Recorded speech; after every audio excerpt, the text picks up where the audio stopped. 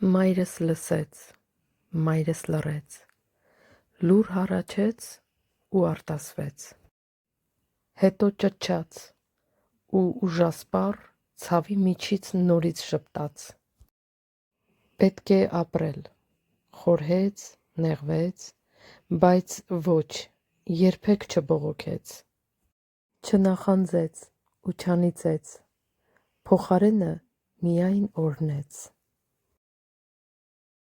Մայրս կրկին արևի պես նորից ծագեց,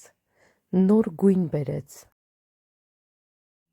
իսկ վրձինն էլ մատների մեջ լուռ հնազանդ թղթի վրա վարպետորեն այնպես արագ ստեղծում է սիրուն կտավ: Մայրս բարի, աստվածավախ, մայրս Վահան մեր տան մեջ: Մայրս բարի ու լուսաշող, նոր լույս բերեց մեր տան մեջ: